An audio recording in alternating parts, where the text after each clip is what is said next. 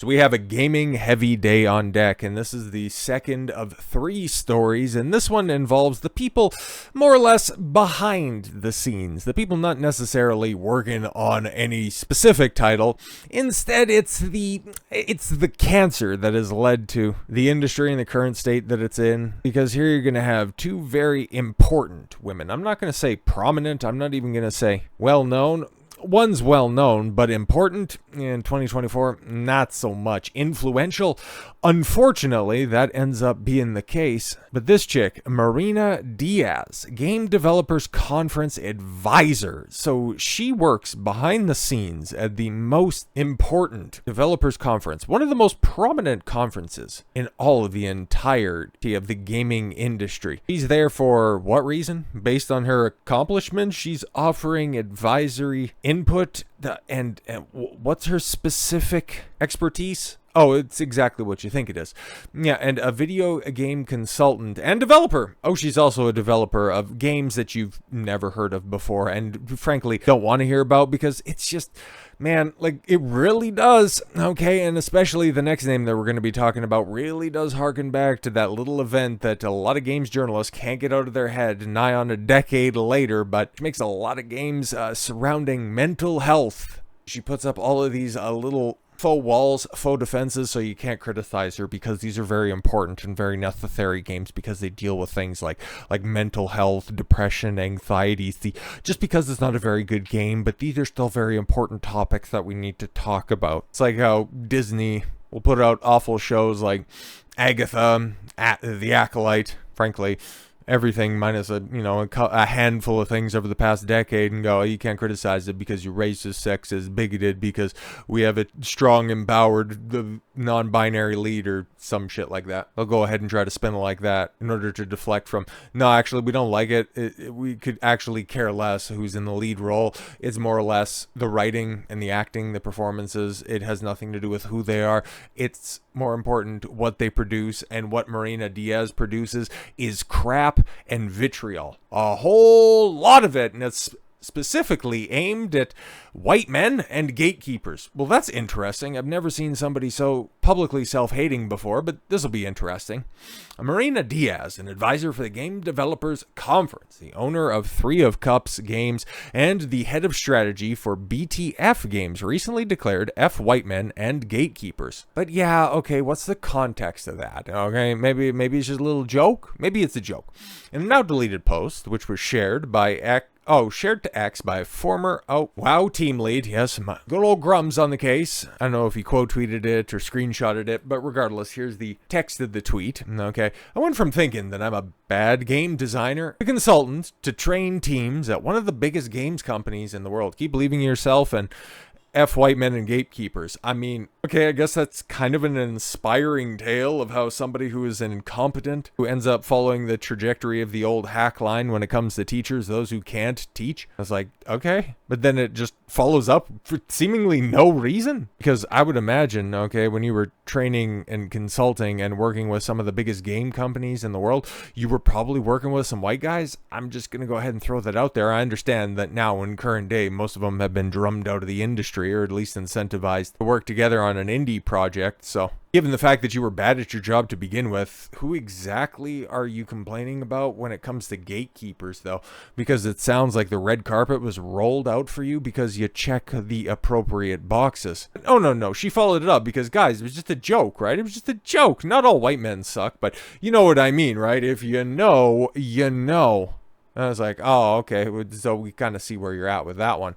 But Diaz's comments are unsurprising, rather. Her 3 of Cups Games website describes the company as an ethical, diverse, and inclusive game studio based in London, UK. Oh, so you're in London and you're saying F white people? Well, that's probably a great place to be because London's not white. It adds, we believe that we can help to change the world through games. Yeah, but not your games, though, because they're like really bad. We believe in emotions, emotional damage. We believe in making games for everyone, except for those pesky white folks. But above all, we believe in people, except for, you already know what I'm going to say. Diaz, and oh my god, why did they do this? Why her, Mercante, some of the OGs in the space, Zoe Quinn, Brianna Wu, take your pick. And in all honesty, women in general, they always get naked. What are we doing here? And April Diaz posted, growing my abs to crush nuts and obnoxious white men with them. It's like, well, at least you don't have like an obvious gut. You have those sweatpants or shorts hiked up above your belly button, so it's really tough to tell. And frankly, I think I'm good when it comes to telling whether or not your abs are more well-defined than what you're leading on. Maybe it's just a bad angle. Maybe your lighting's not all that great, but things are fine. But you crushing nuts? Like, I don't know, with that bad attitude, you should be thankful if you even get one from time to time. Or maybe you'd have a better mood if you did. But okay. And she's going to TGS, huh? Oh, boy, have mercy. Less than 2 weeks later, Diaz posted, why white men over 40 for being somehow generous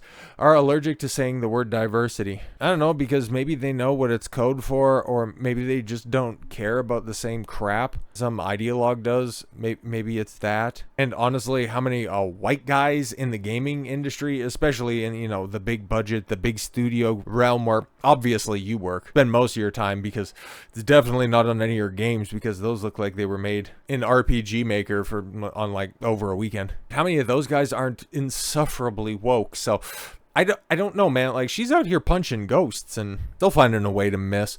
In March, Diaz posted, my highlight of the year, yes, we are only in March, but is a Bracken, attending the GDC. Bia is one of the people I admire and respect the most in the industry, and we need more people like her to kick the old white privileged asses. Oh, okay, cool. But these are the people. These are the people behind the scenes. And these are also the type of people that they're bringing in. A whole bunch of bitches. And yes, I'm including that guy with the mustache right there. One of those evil white guys. Oh, but he's, he's a good ally. And honestly, probably has, a bigger pussy than the rest of them that are there. But yes, I was so tired of so many cis white men at the meetup. So yeah, this is what they're focused on. Not creating compelling games, not creating anything that'll sell, not trying to fix the industry. It's nope. I need to go ahead and get all of my friends here, get a whole bunch of work, and kick out all the people that value meritocracy and accomplishments in the industry. We need to go ahead and bring in people that inspire, like Bracken Bia and Anita Sarkeesian. Oh, Lord have mercy. I can't believe it, man. I cannot believe she's trying to make a comeback. Feminist Frequency. If you know, you know, and if you don't, basically the crew that started all of this stuff in the late 2000s, early 2010s, the grifter who needed, what was it, $40,000 or $70,000 to set up a Discord, who raised how much money on a GoFundMe?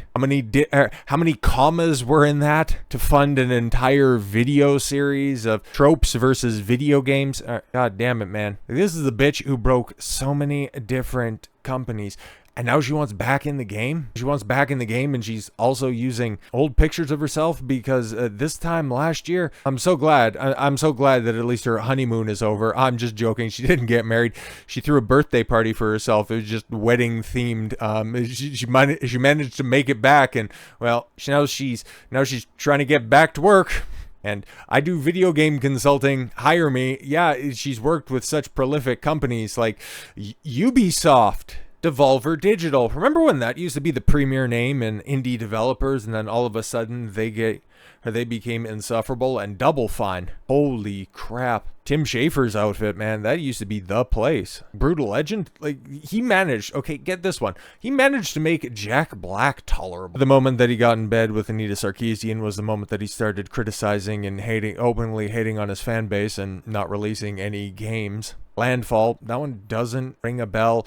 Triband, Megacrit, and then of course the previously mentioned Ubisoft. But why doesn't she want to tout obviously her two biggest success stories in partnering with, or at least getting in bed with Neil Cuckman over there at Naughty Dog? Why didn't she want to blast that one out there?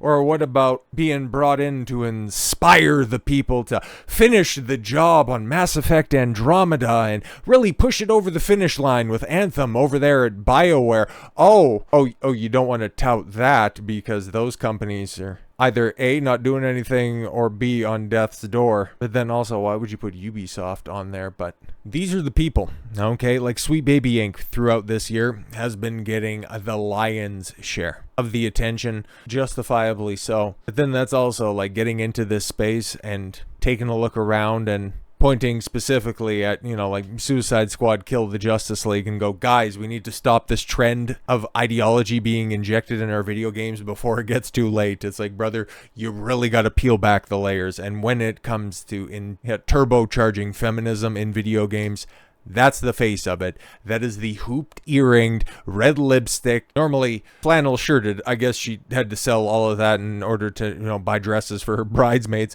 But in the button-downed harlot that ruined everything to begin with, she's the trunk of the tree where the branches of wokeness have blossomed in those different consultancy companies, Black Girl Gamers, Sweet Baby Inc., Hit Detection. The list goes on and on. She's the theoretical godfather behind the scenes pulling all the strings, and now she wants to have her piece of the pie. She wants a piece of the action. Well, hire her at your own peril. Hear that knock at the door, take a look outside, peer through your Ring camera, see Dracula waiting there, and open the door at your own peril. She can only come in if you let her.